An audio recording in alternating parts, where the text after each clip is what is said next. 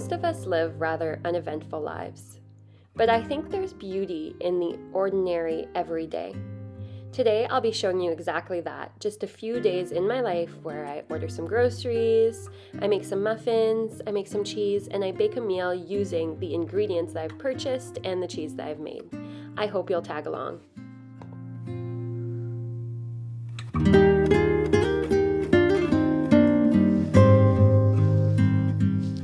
Whether you're new here or you're a regular, welcome.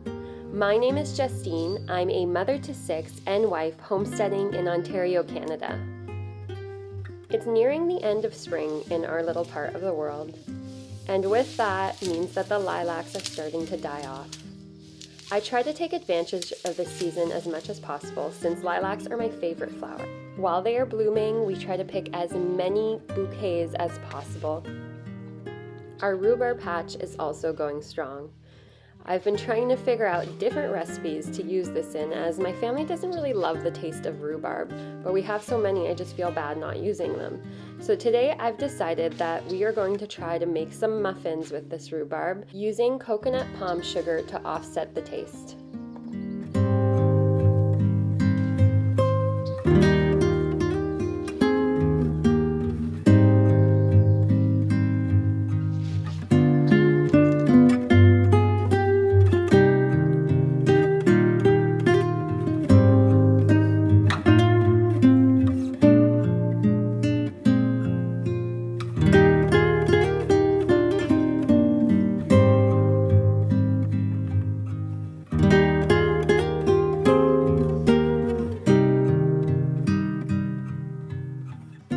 Once we got inside, I began to chop my rhubarb up into smaller pieces.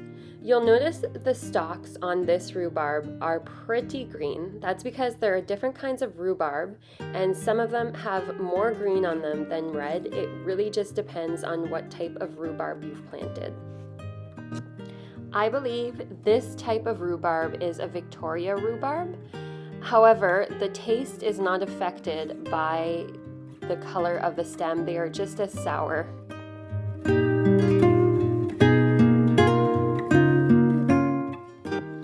As always, my little helper is here to give me a hand with making yet another recipe. He was using the rhubarb stalks as a sword, and so I decided I needed to distract him. I offered him a small bowl of coconut sugar so he could eat some of the stem, and that seemed to keep him content for a little bit. Although I don't think he really enjoys the rhubarb, he just enjoys the sugar. Speaking of rhubarb, did you guys know that rhubarb leaves are poison? I did not know this until we started using rhubarb and I did some research on it. So for those of you who don't know, the rhubarb leaves are poison. You can't eat them, you can't give them to your pigs, and so we just compost them after we're done using them.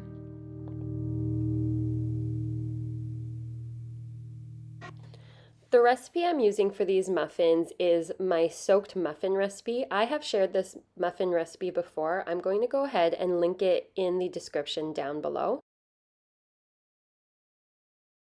For this recipe, you need to soak some flour, some oats, some milk, and some kind of acidic medium. So think about like an apple cider vinegar or whey overnight. And then when you're done that in the morning, you add some eggs, some sugar, some melted coconut oil, some baking powder, a little bit of salt, and then for this recipe, I wanted to give it kind of like a apple cinnamon streusel type of flavor, so I used some cinnamon in it. Good job.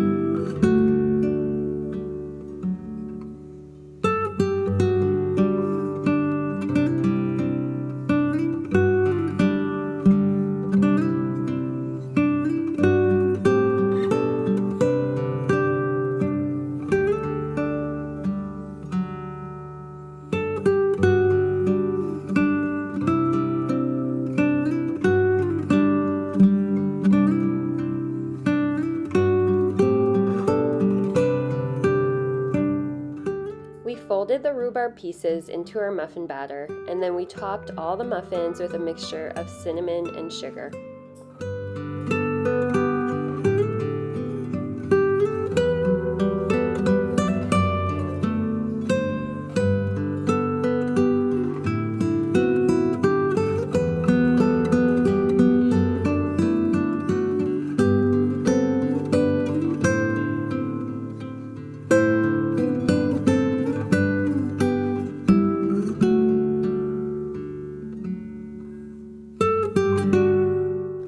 While the muffins were baking in the oven, I decided to take this opportunity to make some cottage cheese and to deal with some of the excess milk that we always have laying in our fridge. This cottage cheese recipe is fairly simple. I use the Instant Pot to make it, but if you wanted to, you can make the exact same recipe just using a pot on the stove. First thing I do is I skim off some of the excess cream, making sure to leave about an inch on each of the half gallons of milk. If you don't have access to non-homogenized milk, just use whole milk as it is. I then bring my milk up to 180 degrees using the yogurt function on the Instant Pot. If you don't have an Instant Pot, just bring your milk up on the stove to 180 degrees. While I was waiting for the milk to come up to heat, I decided to make some chocolate milk for the kids. My recipe is pretty simple. I use a half cup of cocoa powder, a half cup of maple syrup, and a half cup of hot water. I mix those together and then I divide the mixture equally between 2 half gallons of milk. So this will be per gallon. I then give everything a good shake, and once that's done, the milk is ready to go. Now every time you use this, you are going to have to shake the mixture kind of back into the milk. But I think we have to do that with regular chocolate milk that we buy from the store anyways, so it's not a big deal.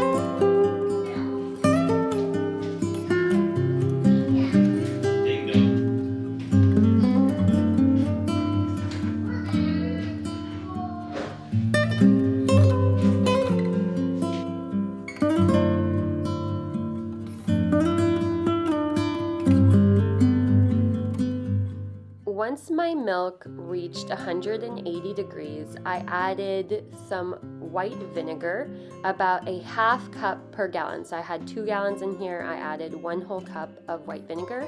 I mixed it in gently, I put the lid back on top, and then I waited about a half hour for the curds to form.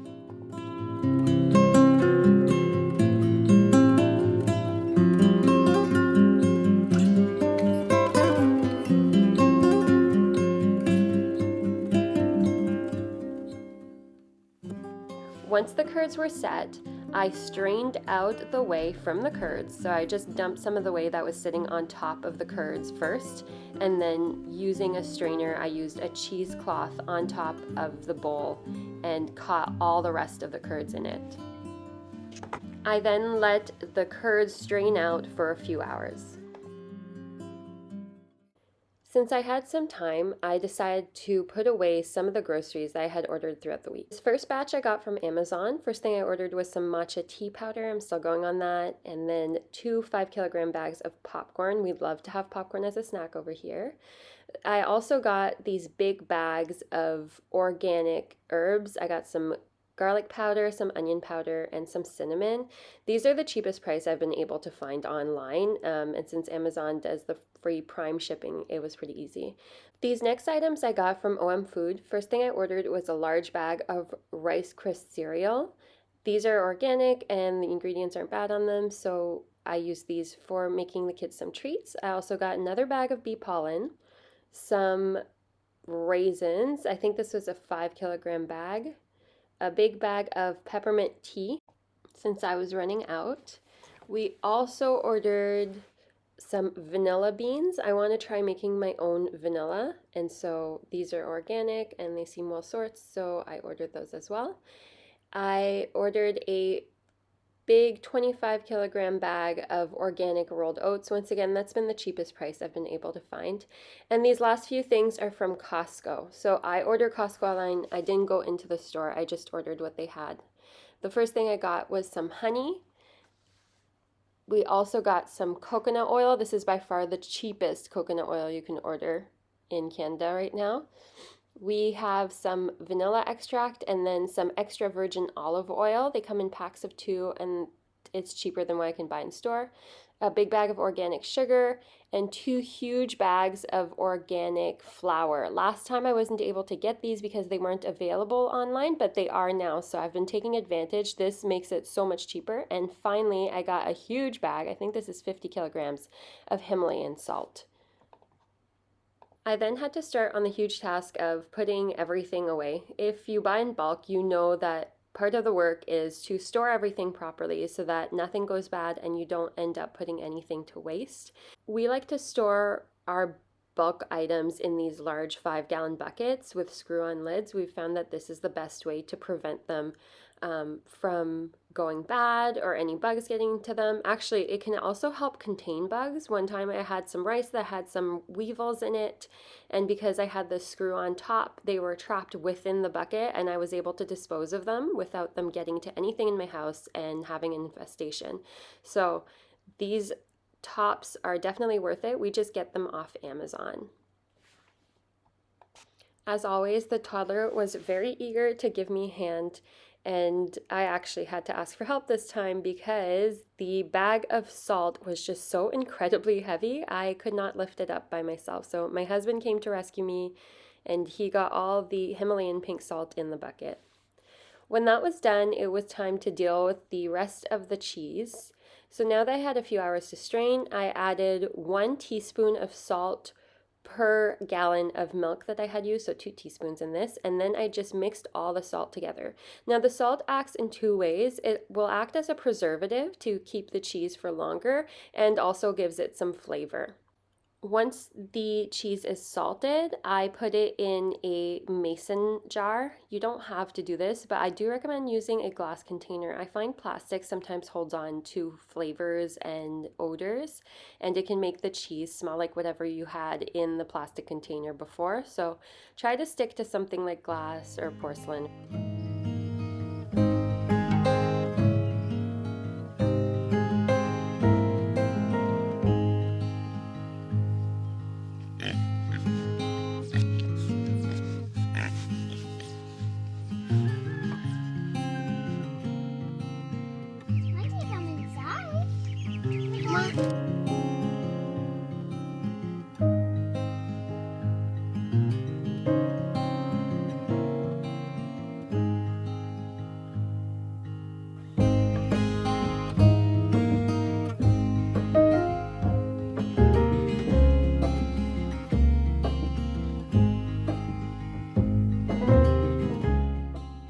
The following day I had more cheese to deal with, and so I decided to make mozzarella.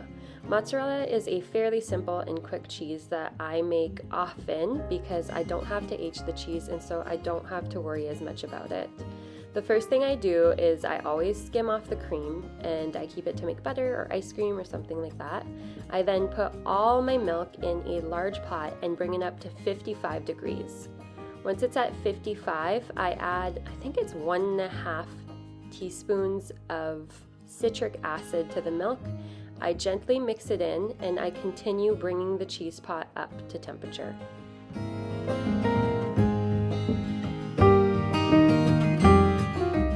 Once the milk is around 88 degrees, it doesn't have to be perfect. It can be a little bit over, not too much. I'd go maybe till about 95.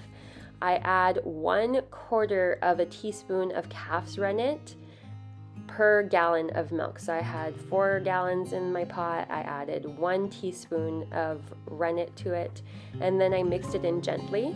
I turned off the heat, and then I set a 10-minute timer just to let the rennet set the cheese.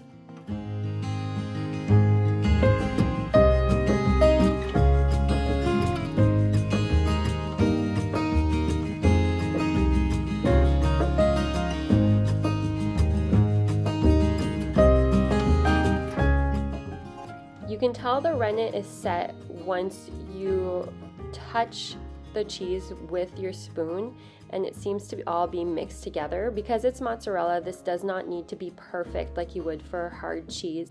You just want it set enough that it's no longer milk and actually curds.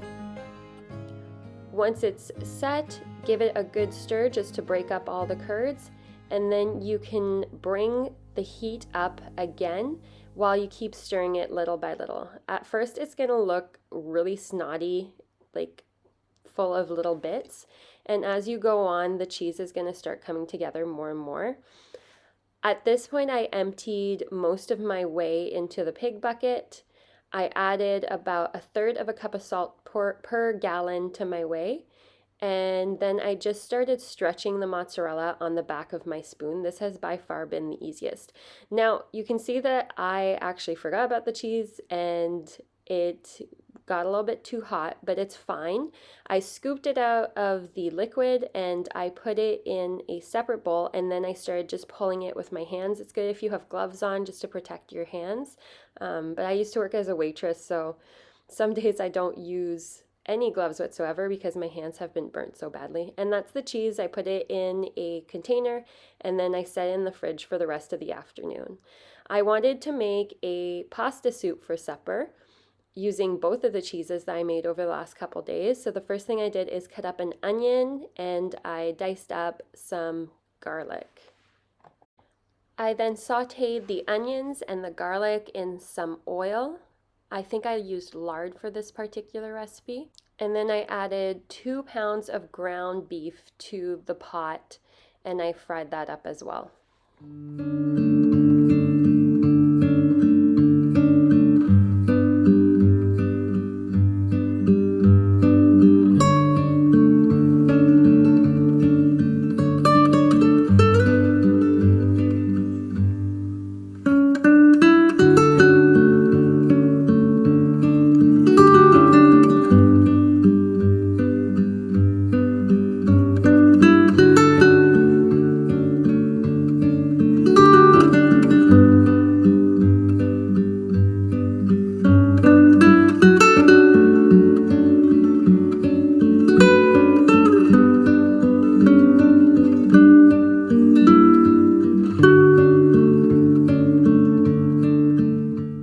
Once the ground beef was browned, I added a jar of home canned tomato sauce, a couple tablespoons of tomato paste, some basil, a little bit of maple syrup for cutting down the acidity in the sauce, and some homemade bone broth to the mix.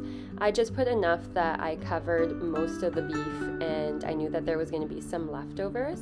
I gave that a good stir, and then I added some pasta to it just to cook together. That's the maple syrup, it's not wine, guys, it's just stored in a wine bottle for now. And then I added the pasta right into it.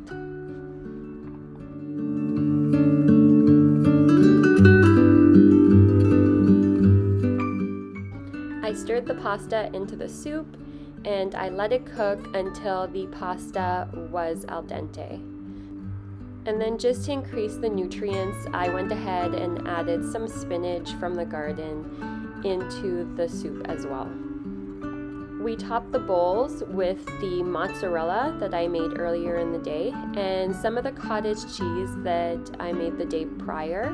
It kind of gave it like a lasagna type flavor. I mean, you can use lasagna noodles for this too and just call it a lasagna soup. My husband says this is less like a soup and more the consistency of a pasta bowl. So if your family is not a huge fan of soups, this is probably a good soup to have on hand, especially because it does involve some bone broth, so there's the extra nutrition there. And this is such an easy and quick recipe to make. I think I had dinner on the table within a half hour of starting. I'll include the recipe in the description below. And that's all I have for you this week. If you have time, please go ahead and hit the like button. And if you're new here or you haven't done so already, please go ahead and subscribe. I'm here every week with a new video. I will see you all next week.